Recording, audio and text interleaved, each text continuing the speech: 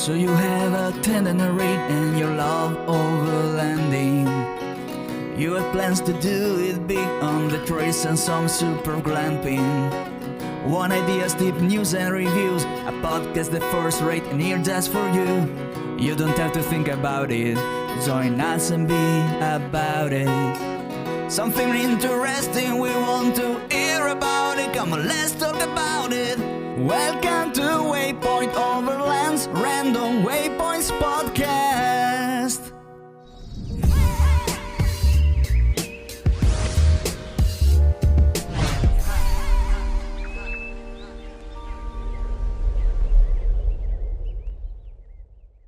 Sponsored by Midland, communication for every adventure, the industry leader in radio communication technology and innovation for over 50 years. Sponsored by MyMedic. Sponsored by Tembo Tusk. Sponsored by Shower Pouch. Sponsored by DeMoss Collective, mission built and made for mobility. Sponsored by BrewTrek. Sponsored by Hard Impact Designs. Always remember, the opinion you follow should be your own. Just consider the things stated here to be a second opinion from a complete stranger online. What's happening is Sir William, and we're live from the Mountain Expo West, or Expo Mountain West, whichever one you want to call it, here in Loveland, Colorado. We're on Waypoint Overland TV, and today we're just talking about my story. Hey guys, we've got a special guest today. Mike and I have Sir William Goals on the show. You've probably already know who Sir William is. He's big time on the social media. He's got a YouTube channel. He's got an Instagram channel. But best of all, he's a true blue overlander. You can see him at all the events, or you can catch him on the trail. He just got back from a great trip in Baja, and now we're going to find out where he is now. Welcome to the show, Will. What's happening? So where are you, Will? You make me feel special with that introduction, man. You know, I call myself a semi-famous YouTuber, but yeah, you make me feel special. But yeah, you can definitely usually find me out at the shows. But more importantly, I don't know of too many other overlanders that get tagged on social media from the trail. And what I mean by that is people pass me on the trail and then they tag me when they see me, and I just don't see that around everywhere. So yeah, I'm glad you mentioned that. Find me out on the trail. Because that's what you do. I mean, at the bottom line is here, this guy actually does what a lot of people set their vehicles up to do, but then go to the grocery store. And on this show, we constantly reiterate to people that you don't need $500,000 worth of gear on your vehicle before you start this. I've been watching you for years. I remember what first pulled me into you was you were doing the Transit American Trail, and your vehicle was basically a bone stock Toyota 4Runner at that point. And to this point today, you've upgraded, sure enough, but versus other vehicles, you're pretty stock and you've gone everywhere. Yeah, man, I started back in 2016. I bought a brand new Toyota 4Runner Trail Edition back in 2015. I bought it in November, brand new. And before it had 5,000 miles on it, it was taking a off-road trip from North Carolina to Oregon on the TRANSAMERICA Trail. On that trip, the only thing that I changed on the 4Runner was I put a pair of Ditto Grappler all-terrain tires on there. And then I packed, I would like to say that I packed an air mattress because I thought it was an air mattress, but it comes to find out what it was actually a pool float. My mother-in-law said that it was an air mattress. And, in the South, sometimes we have some redneck engineering, and that was one of those times that she had said it was a mattress, and to come to find out with some subscribers later on, it was just a pool float. So, yeah, I packed a Plano box with some pool float, or with that pool float. And then, let's see, what else did I grab? Oh, I had a $40 Coleman green stove. And yeah, man, just set out. I had never been camping before. So the very first time I ever went camping, legitimately camping, was outside of Waterloo, Alabama. I had set up the tent for the very first time in tent camp right there on Lake Waterloo, I believe is what that little lake's called. And that was probably a week into the trip there. So most of the time was spent just kind of sleeping in the back. From there, I did another Transamerica trail the year after completing it the first time. I left in April of 2016. It was 90 degrees in Columbia, South Carolina when I left. I didn't even pack a jacket or a sweater or anything. And then I got out to Colorado and realized it was not summertime everywhere in the United States. So I found out real quick that, other places have seasons that go further into the year than South Carolina does. And so I had to buy a jacket in Colorado. And then the second year, whenever I went in 2017, I actually brought my partner with me. She came with me. And she was a trooper, man, the whole time. But, doing that, I fell in love with the whole nomadic kind of idea and lifestyle. And from then on in 2017, I started working towards, doing this full time. And now I've been full time on the road since 2020. And like you said, it's for the most part, up until last year, my Forerunner has been pretty much bone stock with the exception of getting those tires put on. In 2017, I took out the rear seats, put in a platform, and added a fridge.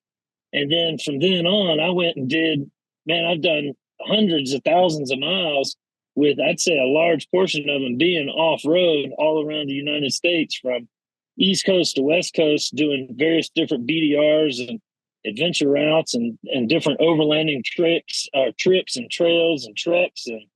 And like I said, up until last year, man, when I finally reached over 180,000 miles of hard miles on this thing, I had to start upgrading stuff. So now here we are. We got upgraded suspension, which is just a moderate suspension. And through my time doing this, I've gained some partners along the way. And one of the things that I always tell each and every one of my partners is my main thing that I try to drive home to all the people that watch and follow the adventures is you don't need all the extra gadgets and gizmos. So if it's not something I truly believe in, then I don't even want to put it on the truck. So that being said, I've got a very modest suspension set up. It's just a simple 2-3 inch lift, something that the average guy can go and put on his vehicle and get a little bit more performance. I'm not out here running 37-inch tires with body mount chops and gears and all this stuff. I'm running regular gears with a slightly bigger tire, a 33-inch tire. A roof rack. I got a regular roof rack from Rhino Rack that holds kind of the necessities, primarily just my recovery equipment up on top. And I have grown bougie over the years now and upgraded here and there, primarily just because I'm now full time. I live in this thing, so it's got to be a little bit more set up. And but aside from the awnings and just a few little simple things, it's still pretty basic. And that's the one key takeaway that I get whenever I meet people and they just look at my rig and they're like, "Man, you do this with such minimal things." I hope everybody's listening out there, because Phil and I talk about this all the time. It's about doing. It's not about spending money and setting up crap. I mean, that's the problem. And a lot of people do that. And I've been able to see your rig firsthand. I saw you guys down in Baja this year. And I mean, it's amazing, particularly compared to, like, obviously what I'm traveling in my big truck. It's like night and day. And yeah, I want to next to you. It's like pulling up. It's like pulling up next to a Taj Mahal, man. And you're set up. And I want to make sure that people get this clear, because some people will listen to this and say, "Oh, well, he just kept it stock because he can't afford it or whatever." But Will knows just about everybody in the industry. He's good friends with everybody. If he wanted this thing, looking crazy, he could do it. So I just want to know. That's for sure. And yeah, that's for sure. And the other thing is I come from the automotive industry. I've been, first and foremost, I'm an automotive nut. I've been, a gearhead since I was a kid. I've worked on every single car that I've owned, and I've owned probably more cars in my lifetime than a lot of people that are my same age. I would go on a record and say that. And one of the primary things, I knew that the platform was good, but one thing that I always tell people is you're probably not ever going to push the platform that you have, regardless of the platform that you get. You're probably not ever going to push that platform to its limits. And if you do push it to its limits and you find the limits, then you can start doing the upgrades.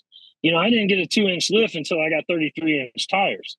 Well, the only reason I got 33-inch tires is because I kept bashing the skid plate on everything that I went on.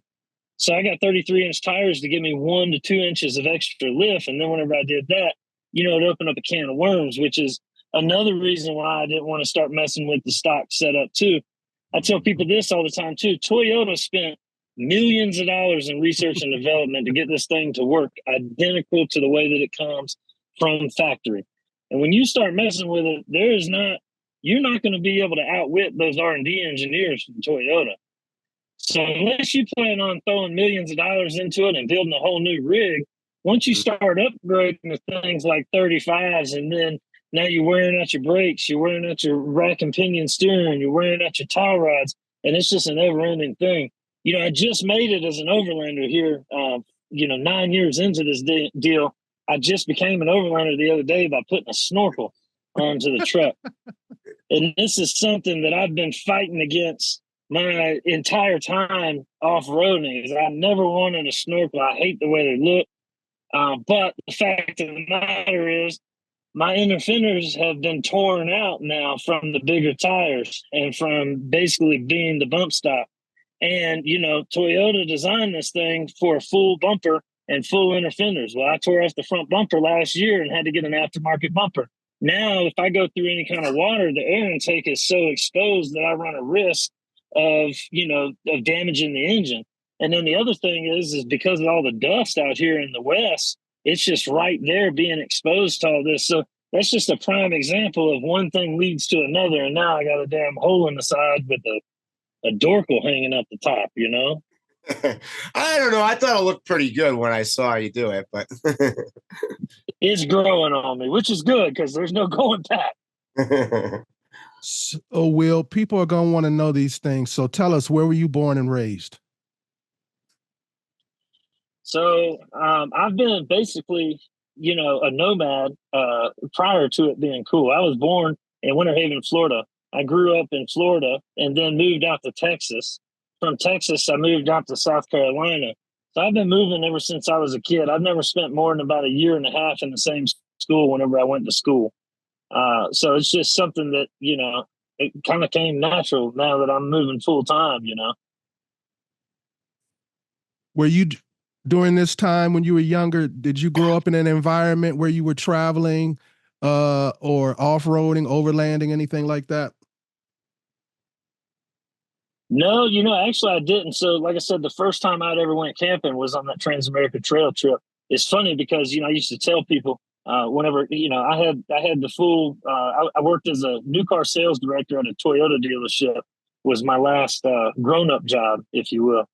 And, I used to tell people all the time it was crazy to me that I had never been camping or anything like that, but I had this overwhelming desire to hop in my truck and drive out into the middle of nowhere and camp along the way, but it was just something that, kind of came about. So I grew up racing cars. In Texas, I raced legend cars. I don't know if you're familiar with what those are, but they're basically little short track cars. And so, like I said, I've always been a gearhead. Always loved watching Baja trucks and different things like that. And back in 2000 and I don't know, probably 2007, 2008 area, my cousin actually got a 4-wheel drive Blazer. And we went and did the same thing that just about anybody that grew up in the Southeast can probably relate to. We went and started riding powerline trails and getting chased off of private property in that 4-wheel drive Blazer, And so then I, really got into off-roading and out in the Southeast, everybody wants to go and play in the mud.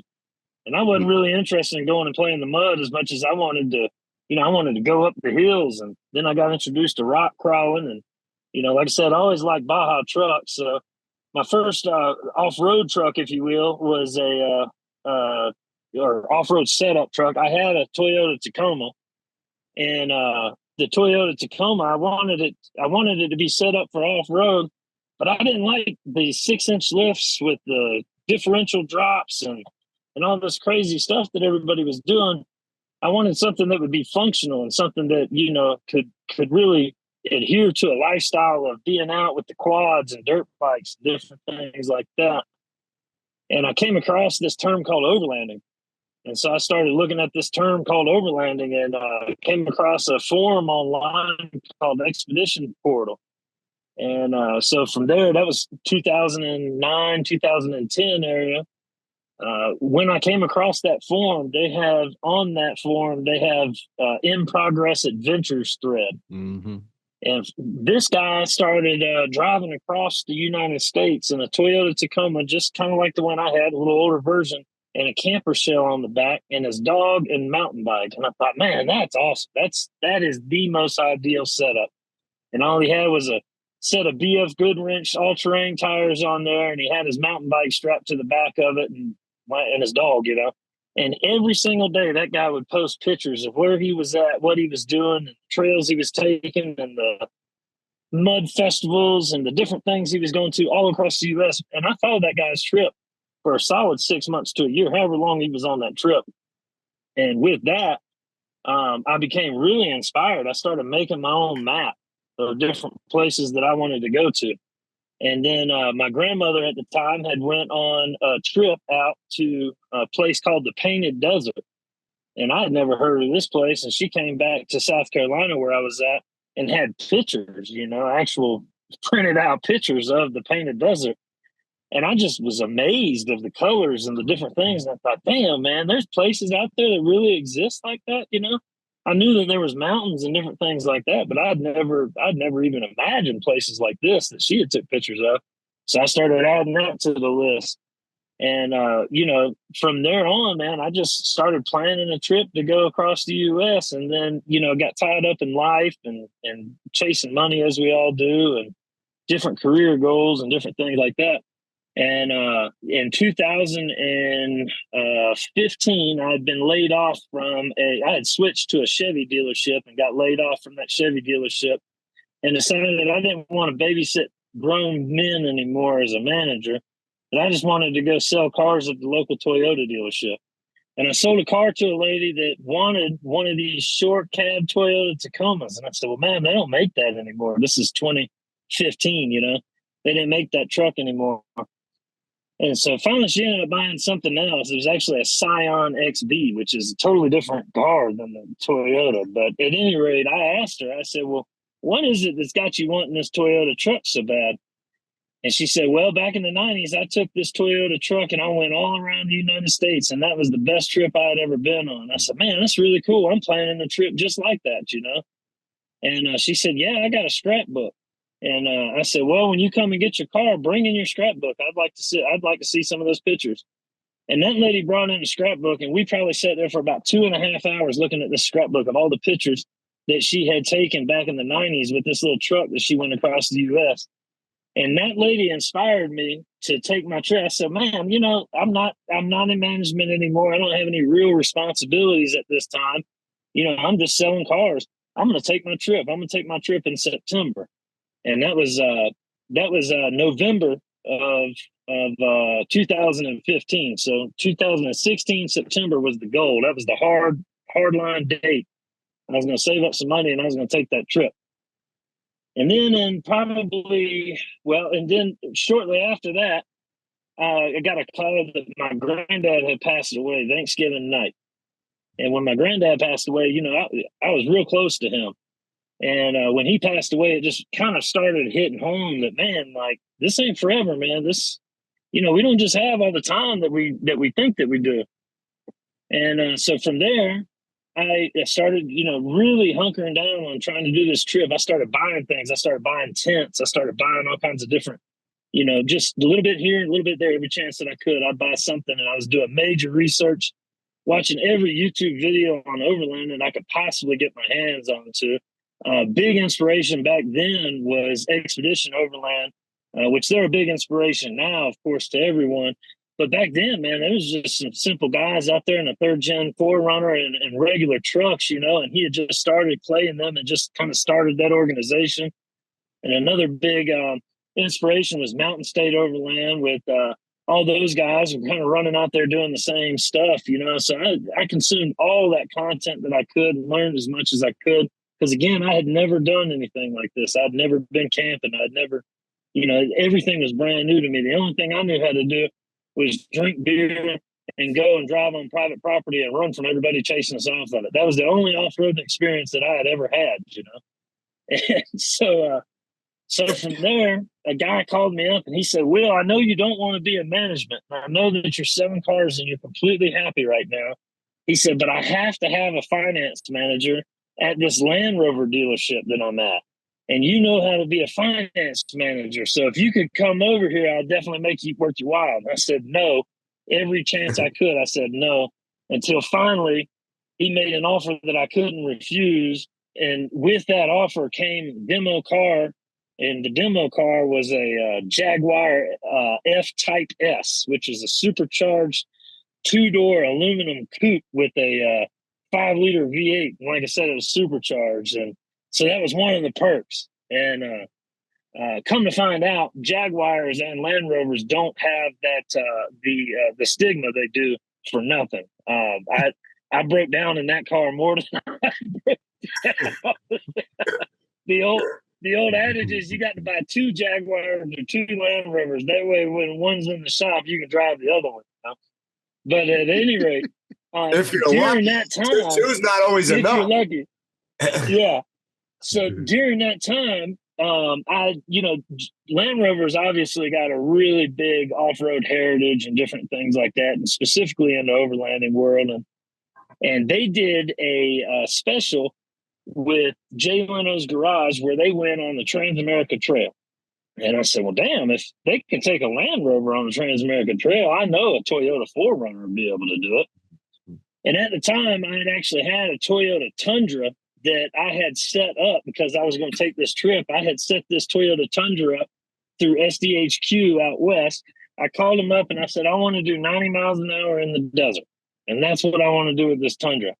So they set this Tundra up for me with a full stage 5 or 6, whatever icon suspension set and 34-inch tires and wheels. And man, this thing was nice. But, you know, the damn thing only got about 8, 9 miles to the gallon after it was all set up. And I said, shit, there ain't no way I'm going to be able to take this thing across the country and back and be able to afford it, you know.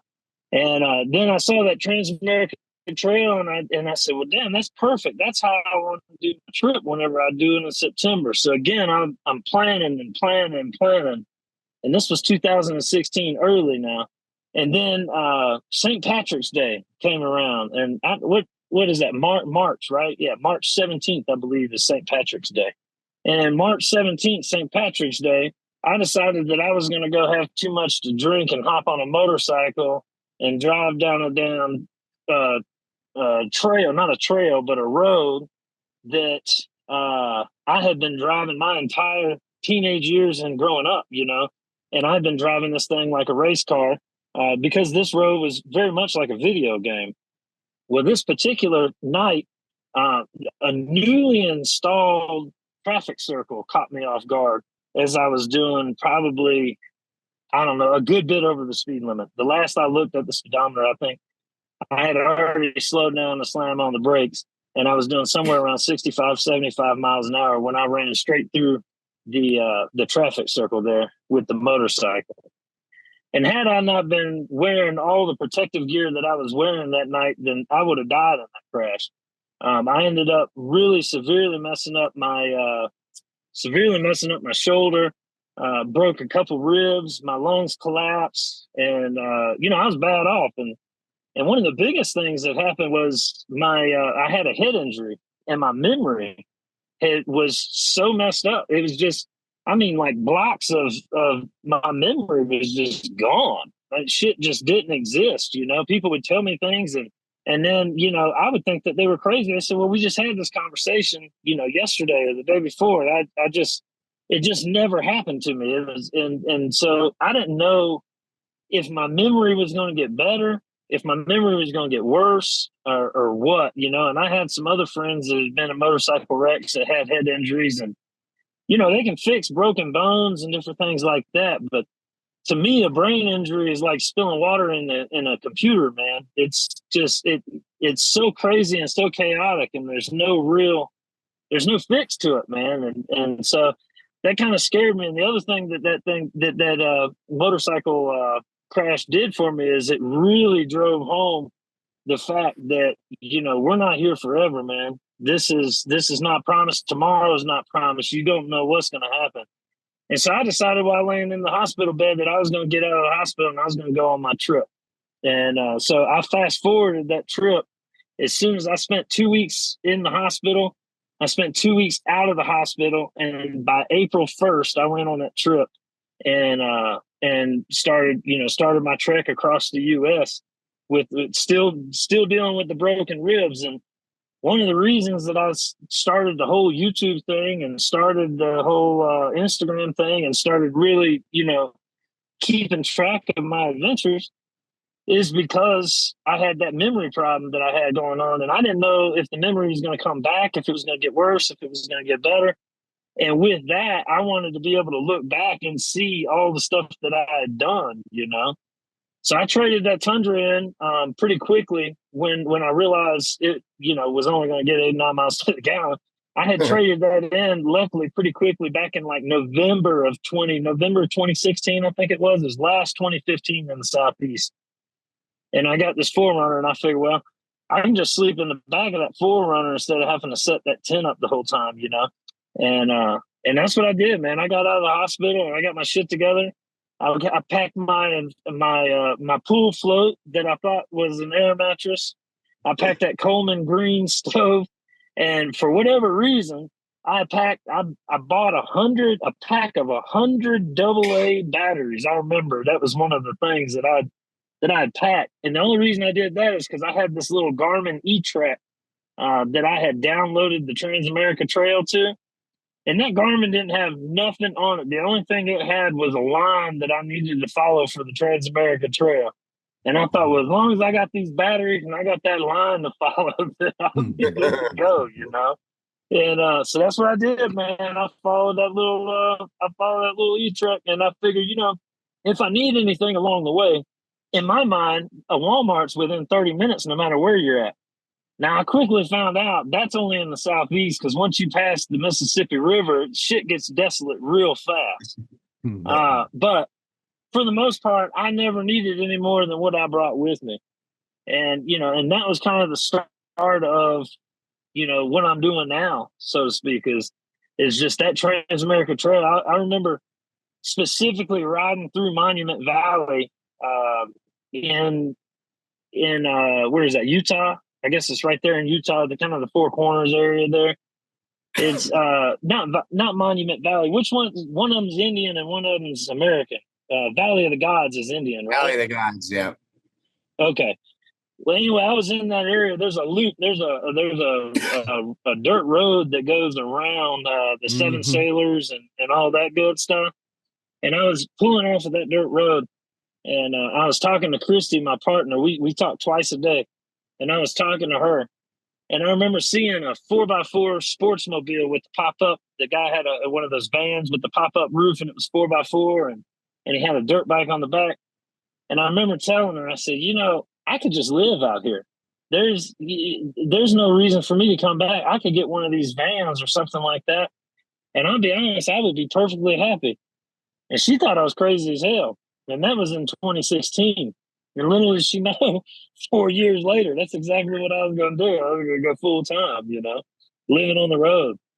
And here we are now, still doing the same thing and still loving it, man. So that is an absolute fascinating story. That's hilarious.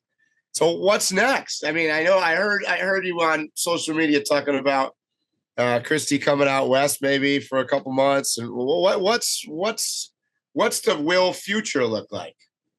Yeah. So one thing that you'll know real quick about me is I don't make many plans, and the reason is because I really enjoy being flying by the seat of my pants. And I found that a lot of times when you have plans, they kind of get in the way of other opportunities that may come about. With no plans right now, if somebody's got an opportunity for me to do something, I can hop on that opportunity and I can be there. So I keep real loose plans. But right now, what I'm working on is I've done Transamerica Trail twice. I've done from east to west off road. Well, now I'm trying to do from border to border off road. So I'm in the process right now. I started down in Bisbee. Mike, you didn't go to Bisbee this year, did you? No, well, I did, but not for the event. I went earlier in the year. Not for that event. Okay. So there's an event down there in Bisbee. There's a couple of events. There's like 4 events in 1 week down in Bisbee. So while I was down there, I decided that, I was that close to the Mexican border. I might as well go from border to border on the BDRs. It's something I tried to do last year and didn't get a chance to do. So right now is actually a really good time of year to do that weather-wise. That is one thing that I've found out in my travels is really figuring out kind of the weather patterns of out here is really the most important thing that you can do. And I've done pretty good at following the thermometer, so to speak. So now I'm in Prescott, Arizona. Like I said, I'm waiting on some packages. I'm about 2 weeks behind schedule, waiting on these packages, but it's stuff that I have to do. And it's some other obligations and stuff like that I have. But as soon as I get these packages, which today is Tuesday, I should have everything hemmed up by Friday, tightened up and everything taken care of. The next plan from here is I'll be camping on the north rim of the Grand Canyon this week with some friends of mine out here. And then from there, I'll hop back onto the BDR and I will go up to the border of Arizona and Utah. And I've already done the Utah BDR and I've done the Colorado BDR, but I've not done the Nevada BDR. So I'm actually going to go over to Nevada, go up the Nevada BDR. And I've also not done the Idaho BDR. And Idaho to me is a very pretty state. And it's one of the states that a lot of people sleep on. A lot of people don't understand how pretty Idaho is. So I think the Idaho BDR in June, July would be a perfect time to not have to worry about any snow, because that's normally what you have to worry about up there. And I think it'd be real pretty. I might be able to do some hot springs and different things like that. So I plan on being up at the Canadian border at least by July to July 15 range, traveling on that BDR. And then from there, go back down, and I'll probably travel down through Montana and through the Colorado BDR to make my way south. And I have to be at the expo there in late August. From there, in late August, September, that's in Colorado. And then from there, the end of August, 1st of September, Christy she's going to come out and join me. So in 2020, she joined me for about a year and a half. We had a 21-foot travel trailer that we pulled with a 2016 Tundra, and that was her truck. And then, we took Apple, my 4Runner, with us. And the idea with that was to set this thing up in kind of a base camp type situation. And then we would do trips in the 4Runner. And we did that for about a year and a half and had great time doing it. Saw some absolutely phenomenal places. Of course, it came with its challenges. Much of those challenges were due to the poor manufacturing quality of those RVs. But then from there, she decided that she didn't want to travel anymore. One of the pains for her wasn't really too much of a pain because I kind of took care of most of it. Was she works a regular 9 to 5 and she has to have internet, strong, sturdy internet, no matter what, from 9 to 5 Eastern time, Monday through Friday. And that's a non-negotiable. That's one thing she has to have. And back then, they didn't have STARLINK and different things like that. So sometimes that could be a little tough. And then we had some different trials and tribulations with weather and wind and different things like that. And the cell phone signal being kind of, spotty here and there. So it really kind of stressed her out. So she decided that she was going to stay back out east. I continued on and just Apple. Since then, that the plan was that we were going to get back out on the road again sometime in that travel trailer. Well, unfortunately, that travel trailer, again, due to the poor manufacturing quality of those things, it had a faulty slide controller in it. And that faulty slide controller actually caught that travel trailer on fire and burned it up. And I always tell everybody, says, man, that sucks, because that essentially left us homeless, all my stuff was still in there. She was living with her mom, so none of her stuff was in there, but all my stuff was still in there. So she didn't lose nothing, but I lost everything anything that I still had, was lost when that thing went up. So it was not a good situation. But at the same time, I always tell people that was the worst thing that ever happened to us was that thing burning up. And when it happened, it couldn't have been more ideal, because had that had happened while we were out on the road, our dog would have been in it. We would have been out in the middle of nowhere. So the way things happen and the way the universe kind of rolls you into different situations that you get put in, it just is what it is. So from there, we decided that she wanted to start kind of working towards getting back out on the road again. Probably, I'd say late last year, early this year. And we were trying to find different ways to do that. And so one way that we had explored was pulling a cargo trailer, getting a cargo trailer and building it back up. And we decided that wasn't really what we wanted to do. We don't like traveling around and pulling a trailer. I really like the idea of a box truck, but a box truck, as you know, Mike, that comes with its whole different set of things that you got to worry about with a box truck. And then, of course, you still got to build it out, which that's going to be 6 months of me sitting somewhere and having to deal with that process. So I didn't want that. The other option there was from a van. Well, the only way that I really want a van is if it's a 4-wheel drive van. And the only two options that I would consider van-wise is either a Sprinter or an express van that's 4-wheel drive. And, those are both very expensive vehicles. And they're kind of hard to find in good shape, and then again, you have to build it out, which is a whole nother expense and time and different things like that. So we still had this 2016 Tundra, and we decided that we're not going to get another trailer. So we got rid of that 2016 Tundra, and she actually found a 2008 or 2007 4Runner. We know the 4Runner is tried and true because I've got one. And that body style is a little different, but the chassis and all that's still the same. And that one actually has a V8 engine in it, which if there's one thing that I can say this 4Runner lacks is power. And, Phil, you got the GX460, right? Yes, sir. Yeah, so the GX460's got that same motor that 4Runner, I believe, has in it.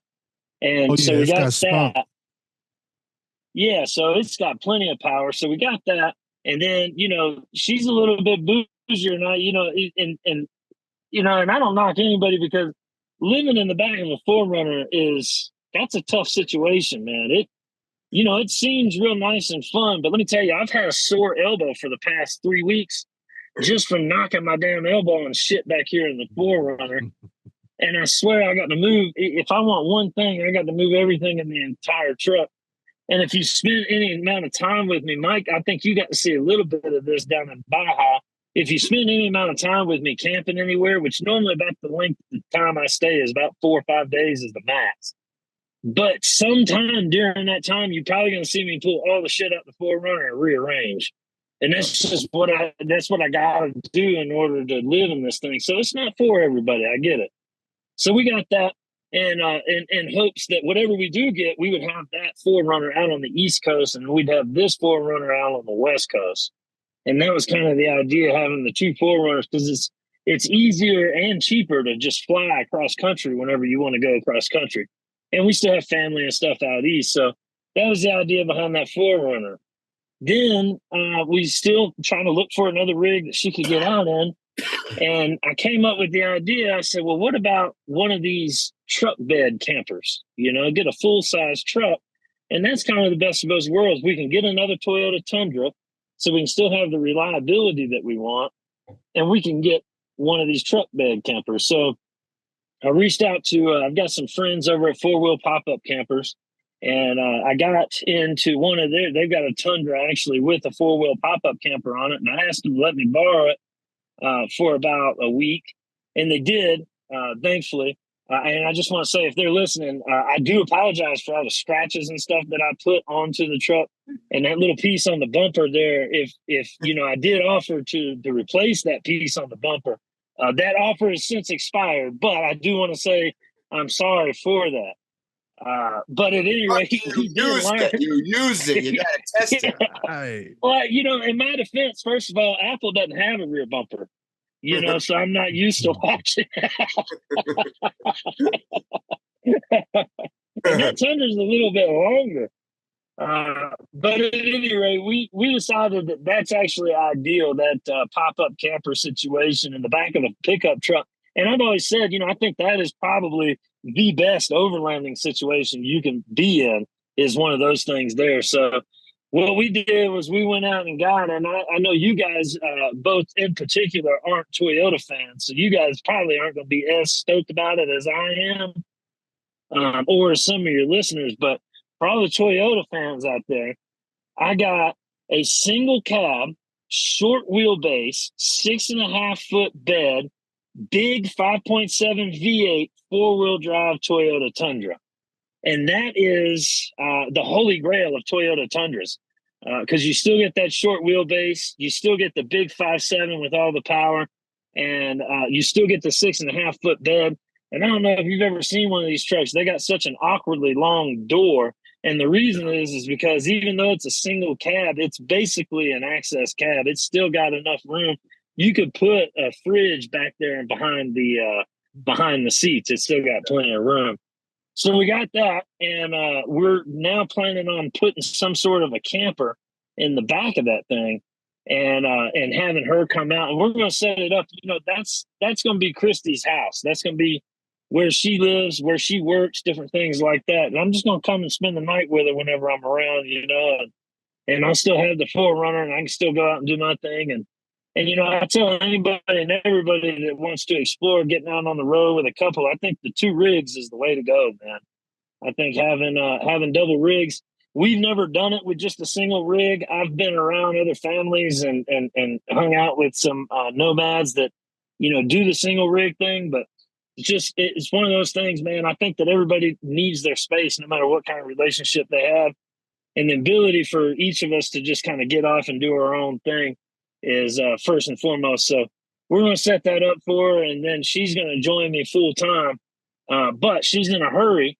So before she does that in September, she's actually going to join me, and probably for the remainder of 2024, she's going to join me in that 4Runner that she's got, and she's going to do it real simple, man. The way that I started out, she's got, of course, she's the recipient of being able to avoid all the mistakes that I've made. So she's got, top-notch stuff in there, compared to, I've had to learn the hard way that, buying $25 water container doesn't save you any money when you buy 20 of them because they keep breaking, right? So different things like that. She gets the good end of the stick there. She's starting out with all the good stuff. She's starting out with full-time power, starting out with, a fridge in the back, starting out with this 4-inch memory foam situation. And so she's going to come out and she's going to live out that 4Runner for, the remainder of the year, probably until she gets tired of me or tired of doing it, one of the two. And I think that's going to be pretty cool. We got STARLINK now, so we got her set up for the internet. And the one thing I'll say about that STARLINK, man, years ago, I used to tell people the biggest thing we take for granted whenever we live in a regular house or living kind of in regular society, I always say the biggest thing that we took for granted is running water, just the ability to just go and get running water. And now I'll say that running water and electricity are the two things that, we really don't understand. Whenever you're living in a house, you don't understand how hard those two things are to come by. And that STARLINK will eat you up in some electricity, buddy. When you got that thing running, it's just sucking down the power.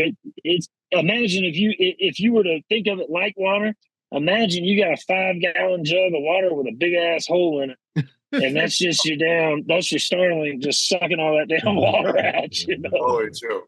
Yeah, you need the batteries and you need the solar panels with the Starlink. That's the problem. Batteries and solar panels. Yeah, we're not talking about, I've got, like I said, I've upgraded over the years. It used to be I was running an AGM, my one AGM battery ran my fridge for 5 years. I never had any problem. And then when that battery went bad, I got a full throttle battery. And the full throttle battery, just the starter battery runs the fridge and keeps it moving. But then I needed a little bit more battery. So then I upgraded. I got a house battery. I got a 100 amp hour house battery. And, everybody told me, they say, you should build 300 amp hours. You should do this. You should do that. And I said, well, hell, when I set that camper up to go off grid, I had 300 amp hours in that with, 700 watts of solar. And hell, we never even fired up the generator when we were living in that thing. So, 100 amp hours in this 4Runner should be perfect. Well, it is. I don't have any issues with power until I get that Starlink going. Yeah. And that Starlink on 100 amp hours won't even last 10 hours. Mm-hmm. And when you work, 8-hour day, and then you got to worry about replenishing it, So I got 100 watts of solar up on the roof now. But hell, 100 watts doesn't mean that you're truly getting 100 watts. Right. If you ever see 100 watts out of a 100 watt panel, you're doing good. Yeah. The max I normally see is anywhere between 70 and 80. And on a typical day, you're getting 30 to 60, and that won't even power the Starlink. So, there's little challenges like that you guys, I'm sure, are familiar with, but a lot of people don't realize that, now, it's real fun and games, but if you want to work from the road, unless you feel like going and plugging into a Starbucks or a Panera or something like that, this is your options, Yeah, that's for sure. I mean, you got the thing with the Starlink, it's great because you could be anywhere. But as you know, full time, you've got clouds, you've got trees, you've got bad weather, rain, whatever. It's never 100% sun. So you got to have to reserve, and you got to have the generation. Yeah. So, Will, you like to, I think this is a good time to ask you this. We like to get philosophical around here. You've got plenty of miles. You've done plenty of miles. You've had plenty of experiences now. You've put some years in. What would you do different if you could do it all over again? What have you learned? Man, I have, and my buddy and I talk. I got a really good friend up in Philly. We talk hours every week. I keep in touch with him, and he always thinks this is crazy when I tell him I have 100% zero regrets in my life. I would not change anything that I've done throughout the years. Has it all been good? No. Has it all been bad? Absolutely not. But that said, every single thing that I've done, every situation that I've been in, whether good or bad, I've learned from. I've taken the experience and maximized it. And, and so with that, I wouldn't change anything that I've done. Now, as far as things that I've learned, man, we could sit here and we could have a whole podcast on the different shit that I've learned. One of the key takeaways, and I think, Phil, you and I have had this discussion before. One of the key takeaways I found is I think there's a finite number of people in the world. I don't know the number of people that it is, but everywhere you go, it's the same people doing the same thing with the same stories. They just have different faces and names. So the personalities are pretty much, there's a finite number of personalities. That's one thing that I've learned throughout the years and has really helped me as I go and travel through and meet new people is I'm able to pretty much whenever I meet somebody, I'm able to kind of pinpoint, okay, this person is like this. I've met this person before and this is how, so I'll say that's one thing that I've learned.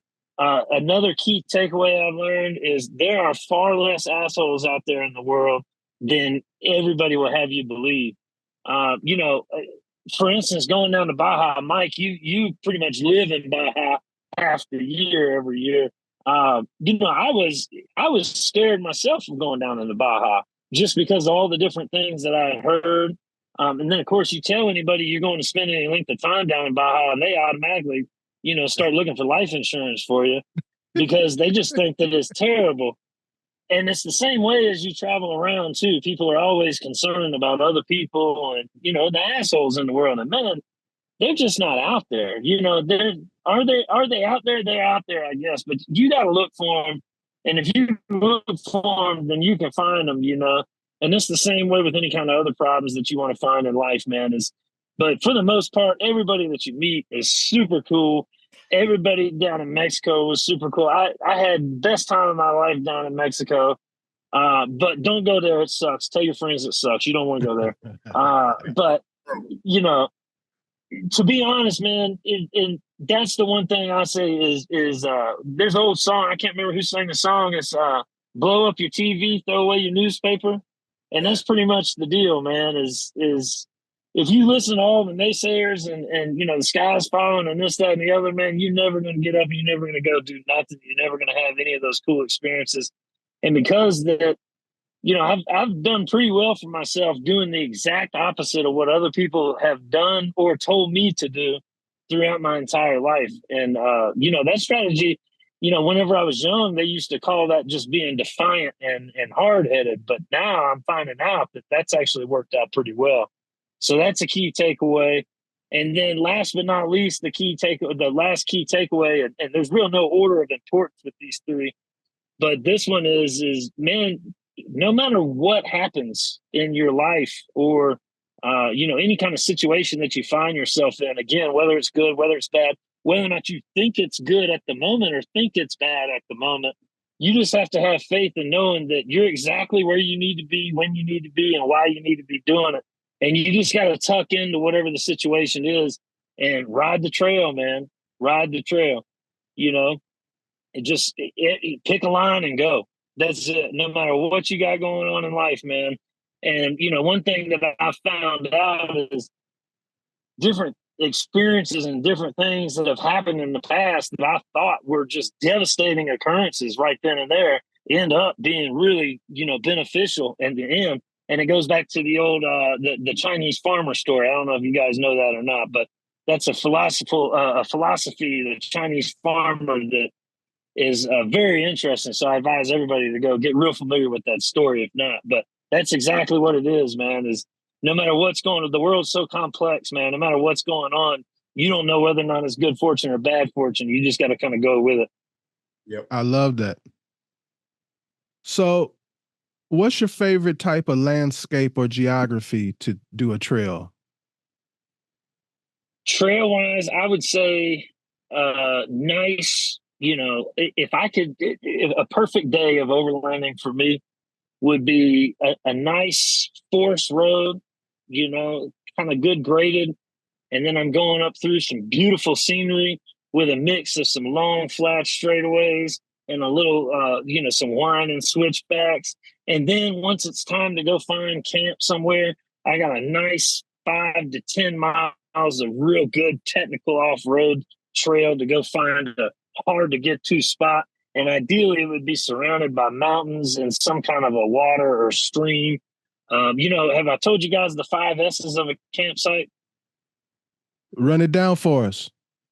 All right. So the 5 S's of a perfect campsite are, you got to have signal. I like to have signal out there on the road. I'm a millennial. I like to be, I like to be in touch with the outside world. And like I said, if Christy's with me and she's working, she needs signal. Solar, because like we said, you got to have solar. You got to regen those batteries. It's got to be scenic. I want it to be real nice and pretty out there. Solitude's important because I didn't go out in the middle of nowhere to be next to a bunch of people, right? And then last but not least is I like some sort of a stream. Now, I say stream, but it could be any kind of water feature, whether it's a lake or an ocean or river or whatever it is. But those are the 5 S's. So if I can find a site at the end of the day along a technical dirt road of 5 to 10 miles that might take an hour or so to kind of navigate through, maybe I had to get out and look at an obstacle, or beat the side up on a rock panel or something like that, then that would be my perfect style landscape. That sounds like somewhere I wish I was right now. Phil, we would be very remiss if we didn't get to food, right? I mean, let's talk some food here. Because So go ahead. yeah, I'm turning this over to Will. I mean, So Will, Well, you know, that's I didn't get another this figured by another eating thing carrots. about your YouTube channel that and people, shame on you, but people gonna have to go back some time because you don't cook anymore. But you used to do some serious cooking. One of my favorite ones is when you were in camp. You were with a bunch of people, and you were like on a little creek or river, and you were cooking right there. So yeah, you are definitely a person to talk about cooking with. I still Yes, I still do the camp. I still do the cooking. No, not like how you used to. You need to bring it back up, bruh. You're right. I do need to do some more cooking. Now, that being said, my very last video that was published, even though it was from 2021, I cooked a real nice omelet right there in the middle of the San Juan Mountains. But yeah, so Camp Cooking TV is a kind of a series that I started. And I think that's what you're talking about. Yep. That Camp Cooking TV, and it's still, you know, I'm still working on it here and there. It's real passive. You know, I tell people I've been so busy living and so busy experiencing that I have not had time to put together all the stories that I've collected over the years. I've got 3 terabytes worth of content collected from being full-time on the road since 2020. The video that I just put out last weekend is from, I think, August of 2021. So that's how far back I am when it comes to content. So I got plenty of content. If I could sit down and edit for a month or two, I probably still wouldn't be caught up. But with that, there's a bunch of content in there of me cooking. The next video is actually, I'm cooking a real nice steak situation out in the middle of Kansas somewhere. But so yeah, I love to cook, man, and you know, and I'm actually in the middle of filming. Of course, as you can tell, I'm at the before section right now. I'm filming a transformation video of where I start eating healthy and start really diving into, you know, not necessarily losing weight, but I've been saying in this video that I'm filming, it's going to be more of a documentary. Like, think of a transformation style documentary. I'm not filming the documentary or the transformation video in order to show you my weight loss, my weight loss transformation. What I'm doing is showing you my journey with exploring the food that's around us, eating healthier, making healthier choices. And by way of doing that, the weight loss is going to be a byproduct, right? I already know that that's going to happen just as a result of doing all this other stuff that I'm doing for this. So with that, I'm doing a lot more cooking. One of the things that I've kind of started to swear off is going out and to eat,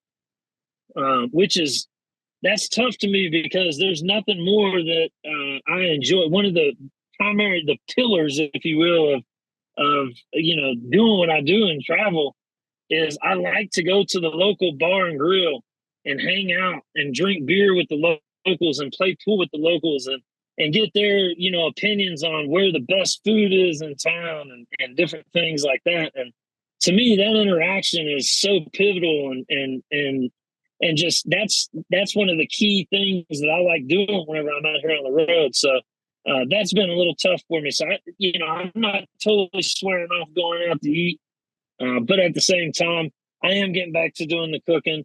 I do love to cook. My whole setup here is specifically set up now for me to be able to cook. It's a lot easier for me to be able to cook now. And yeah, man, we throw down. And like I said, you know, I didn't get this figured by eating carrots. So when I cook, man, I cook good, you know.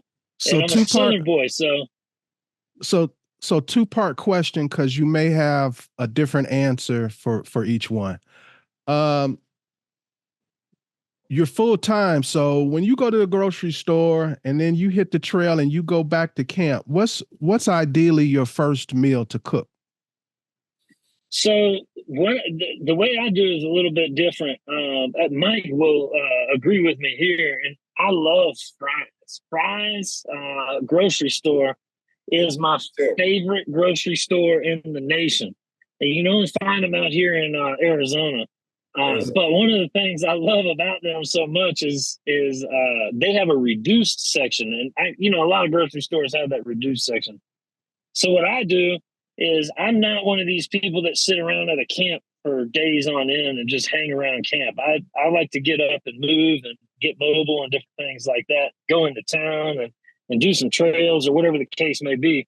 So 9 times out of 10, I would say what I do is I go inside that Fry's or whatever grocery store, and I look at the reduced section, and whatever kind of meat they have at that point in time, that will be the pillar of whatever meal that I'm going to be making. And then from there, I'll go over to produce because, if I don't, then people start, getting mad at me for not eating some kind of greens or something like that. But, as men, I think we can all relate. We're real simple individuals. We could throw a piece of chicken onto a pan and cook it and then eat that and, carry on about our day. But I try to throw in a little bit of extra greenery or produce in there too. When you were in Baja on your return, what was this is a 2-part question. What did you have a taste for while you were still in Baja that you were like, I can't wait to get across the border and eat? And what did you actually eat what was the first thing you ate once you crossed the border? First thing I ate whenever I crossed the border was Texas Roadhouse. You can't get down in Baja. It's fish and shrimp and other seafood, and the food is absolutely amazing. I'm not taking anything away from the food down in Baja, and I think no matter who you talk to that's been down there, they'll tell you the same thing. The food is absolutely amazing, but they'll probably also agree the steak sucks. Anything with beef down there is terrible, and whenever you go through Baja, make your way through Baja, and you see the cows just roaming around, eating cardboard and shit off the street and looking malnourished, you start to realize real quick, well, that's why the beef sucks, But, any kind of al pastor is pretty good down there, and any kind of fish and any kind of shrimp is real good down there. But, man, I wanted prime rib, man, and that was the very first thing that I got whenever I came back. I stopped at Texas Roadhouse to get the prime rib. Shout out to Texas Roadhouse. I think nationwide, they're always consistently good and consistently well valued. And they got prime rib on Friday, Saturday, and Sunday. You can stop in there and get one of them. And that's what I did. All right. I think the next thing would be pancakes. That's right. Yeah. So I know you're doing the BDR. You're going to traverse north and south, border to border. After that, what do you have on your bucket list? What's your bucket list look like? So I want to eventually get overseas, man. I want to get to like Thailand and Bali and the Philippines and different places like that, man. I want to, there's so many different things. Baja really kind of showed me that too. Just how much of the world that, is out there. There's so much out there that you just don't know. And a lot of times, for the most part, we kind of stay scared in our little bubble, of America here. And I can relate to that. I get that. I understand it because, like I said, going down to the Baja, I was super nervous, man, and then once I got down there, it was good. I tell everybody it's funny because Baja is a little different. But the one thing I knew, everybody said, well, you can't speed, you got to watch yourself, the police are bad, this and that, blah, blah, blah. And so going down there, I drove all the way down to the tip to Cabo and then up the Pacific side up to Todos Santos and Los Cerritos and different areas like that. And, I did that whole trip doing the speed limit, which for those that don't know is about 45 to 50 miles an hour down Baja. And that makes for long days, buddy. But on my way back, I had been in Baja. I spent 5-6 weeks in Baja. On my way back, I believe I was drinking a beer doing about 90 the whole way there. It's crazy how you get to a place and then, I was so scared and so nervous. And then once you get down there, you realize, okay, well, it's not nearly as bad as what people were telling me it was. Now, granted, going through the city doing 90 is not advised, right? But if you're out in the middle of the country somewhere And I'm talking about 90 kilometers too, by the way. 90 kilometers an hour is only like 60 miles an hour, you know? So you can go and you kind of let loose, and you start to realize that a lot of people have this bad conception or misconception, if you will, of kind of the different things that are around us. And with that being said, Baja really taught me that, man, there's a whole nother world out there that we don't get to see just because of everybody else's stories or perceptions or you know, their influences that they might have on you, or the different things that they've told you, or even, you know, the news, or, you know, different things that you might read. And a lot of the people that I met down in Baja too, because, you know, I met more Canadians than I've ever met in my entire life in Baja. But I also met people from all over the world. And one of the things that really kind of put me back is, you know, I went to, a friend of mine had some friends that owned a hostel there in La Paz. And I went to that hostel, and everybody wanted to go out from the hostel. And so I wanted to go out too. So it'd be cool, you know, we go out with this big group of people. And we went out with about 10 people from all over the world that were staying at this hostel from all different places. And the one thing that really got me, I met these two women that were probably between the age of 25 and 35. They were still real young. They're probably not even 25, 35. It was probably 25 to 30. And those two women had been to over 30 countries, both of them, already. And they've done it by themselves. And they, you know, and they're staying at a hostel. And they just got, there's no preconceived notions about these places that they're going and visiting. They're literally just going and visiting these places and finding out for themselves. And, you know, I've always been a big proponent of that anyway in America. But for whatever reason, I kind of found myself, you know, kind of tied into America. And then once I got into Baja, I really realized, like, oh, wow, there's a whole nother world out here, man. So, yeah, so now I'm trying to go, you know, across over the seas and into different countries. And I just got my passport last year. I'd never had my passport before. I'd never been out of the country until I went down to Baja. And now that I have, it's just kind of opened up a whole nother world to me. I love it. So was there anything that I should have asked you that I didn't know to ask you? No, I don't think so, man. All right. Mike, do you have anything you want to ask or say? Well, let's see. We covered food and beer and travel and camping. It was good. Getting out and doing it.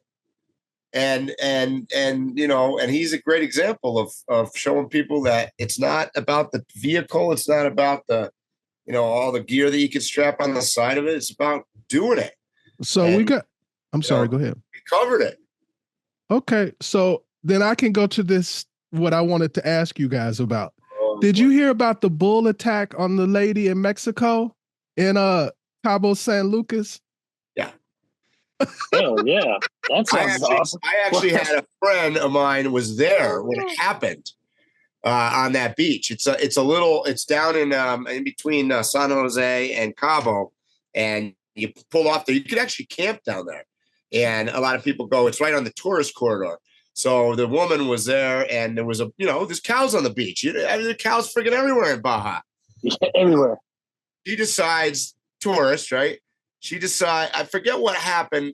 I think it took her bag or something.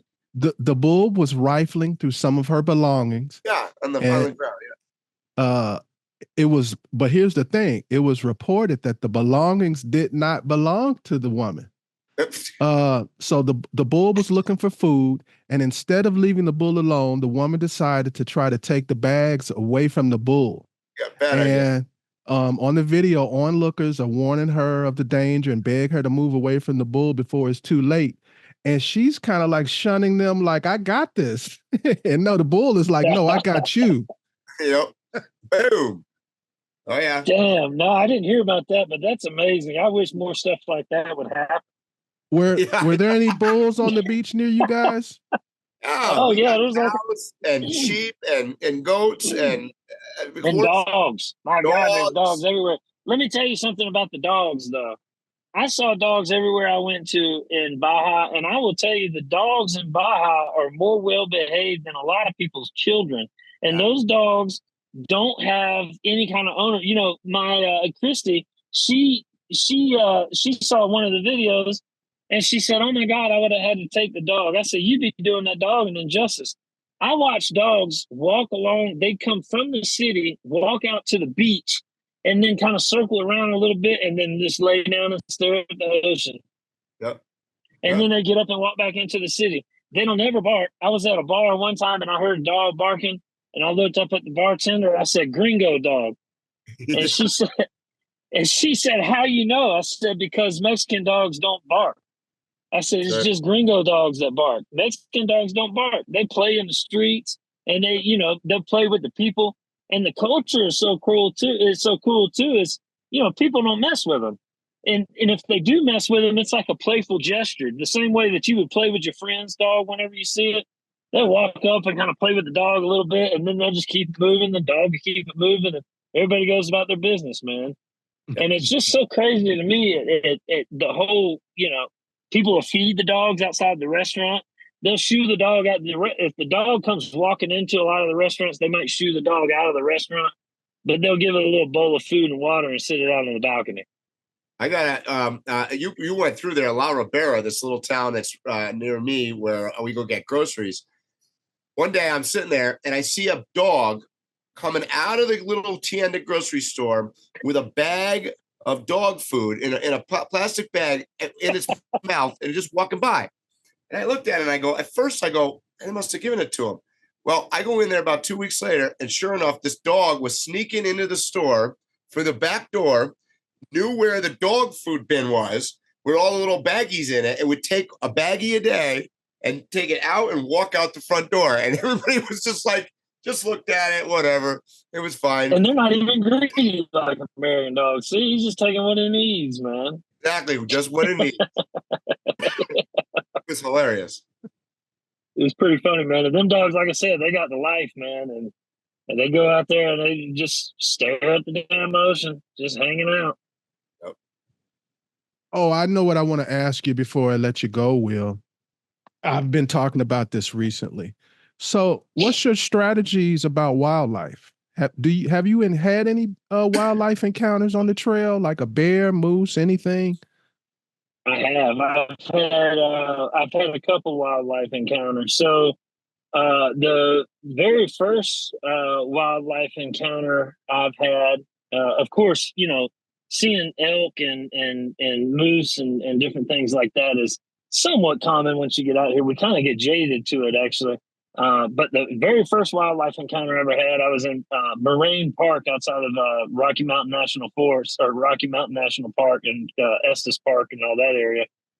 And I was camping, and I'd heard some rustling behind the truck. So I got up and kind of walked over this hill. And as soon as I walked over the hill, I was face to face with a huge elk.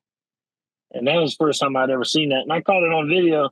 And I got lucky because I was real naive to the whole situation. I didn't think nothing of it until one of my subscribers had actually said, you're lucky that elk didn't charge you. That, had that elk been threatened by you, he could have charged you. And for the most part, I hate to sound kind of like the woo-woo hippie kind of guy, but, I don't have cruel intentions. And I think that animals feel that I don't have cruel intentions just as much as people understand that I don't have cruel intentions. And I feel like that kind of keeps me a little bit safer than just running up. Now, also, I'm not out there trying to take selfies with bison and bulls and shit like that either, Right. So that was the first one. The second one was in Yellowstone National Park. I was actually walking the dog. We were on a trail, and it was back when Pumbaa was alive. He was with me. And Christy was back behind me along with Kurt and Jim, my friends that travel in a box with their two kids. And they were back behind me for whatever reason. Pumbaa and I were walking up front. And off to the side, a deer was up there. And it just kind of jetted off. And when it jetted off, it spooked the dog. And so he kind of got alerted. And we just kept on walking, and we didn't notice it but just off of the right of that trail was actually a bison, and that's what had actually spooked the deer. And man, I'll tell you, that was one of the only times that I've been scared of what could happen, because there was no way. It was either we walk past this bison and just try to remain cool, calm, and collective, and hopefully it doesn't, get pissed off that we're there, or we turn around and walk 3 hours back into because this is on the way to the parking lot. You know what I mean? This is where we got to go to get our truck. And man, we got so close to that bison. I remember the one thing I remember was the sound that it made as it was ripping the grass out of the ground there. And it to me, that's what struck me so much, was like the power that thing had to rip the damn grass out of the. Luckily, that bison was cool, and he didn't bother us at all. He was more worried about getting that grass than he was worried about Puma and I walking by, so that was good. Another encounter I had a mountain lion actually steal my trash outside of Monument, Colorado. So the reason I know it was a mountain lion is because the night before I had heard the craziest noise I had ever heard in my life. And I Googled it. And whenever I Googled it, I played, different sounds of different animals. And what it boiled down to, it was a mountain lion that had made this noise. Now, everybody's got different strategies. You would ask what my strategy is. One of my strategies is, because I sleep inside of the truck, I've got these nets that go over the back window here. And that's it. That's the only thing that keeps me, from being outside, is just those nets that go over those back windows. And opposed to what some people may tell you, I do not put the trash inside of the truck with me. And the reason is because if some kind of a wildlife wants to get that trash, then I'm more than happy to pick that trash up tomorrow or whenever I get up. I don't want that thing getting in my truck with me, though. Yeah, you don't want a mountain lion in bed. That's right. So I put the trash outside. So before I went to bed, I had the trash sitting outside, and of course I tied it up, and I don't think I put it in a tree. But most of the trash that I had was not really food related as much as it was just a bunch of empty beer cans. And about 3 o'clock in the morning, 4 o'clock in the morning, I heard what sounded to be kind of like footsteps, but they didn't sound like a human. It sounded like an animal just kind of slowly, moving here and there. I literally thought it was a bear. And I said, well, that's a bear. He's coming to get the trash, I said, well, shit, I guess I'll pick it up in the morning. And I just didn't have any. I remember thinking, man, how jaded are you that you just not even going to worry about the damn bear taking your trash? You're just going to worry about it later. You're not going to try to see the bear. You're not nothing. And because I was worried about sleeping, It was 4 o'clock in the morning. I thought that was a bear that was coming to get my trash. And I heard, it sounded like somebody picked up the bag of beer cans. Yeah. And then I never heard anything else again. And a bear will waller in the food and mess with the food. In Arizona, they have javelinas. Arkansas, they have hogs. Yeah. And all these animals, typically, they will get into your food or get into your trash, and they'll mess with it right then and there. This thing took the trash, and I never heard another sound. And so the only thing I could chalk it up to is it had to be that mountain lion. And man, I looked all over the trail for that trash. I looked everywhere because I was gonna go pick it up. I never saw not a near trace of trash or nothing anywhere around. It was the craziest thing. I think probably carried it 5 miles. Who knows? And no telling where it was. Did you guys hear about the Army veteran in Grand Teton Park that got attacked by 2 bears? Yeah, he got attacked by a bear. I saw that on Steve Ronell's page the other day. And the only reason he survived is because he had a can of spray and he balled up and he had his hands behind his neck and it tried to bite his neck and it bit into the can, and that's why he's alive. Oh my Lord. Because it was a mama bear and she had cubs. So she was in it to win it. Damn. Yeah, you definitely got to. Yeah, people think that we're the top of the food chain, man. We're just small peanuts, brother. Oh yeah. No well, joke. Will, I want to thank you for blessing our podcast with your presence and talking to us. Haven't seen much of you this year, but I look forward to hanging out with you by a campfire and getting intoxicated soon. Yeah, man. I've asked Mike every time I've seen Mike more than I have you this year. I've seen Mike down in Baja a couple times. I saw him at a couple different events. Saw you over at Expo West just not too very long ago. And every time I'm like, damn, is Phil okay? I ain't heard from Phil. You know.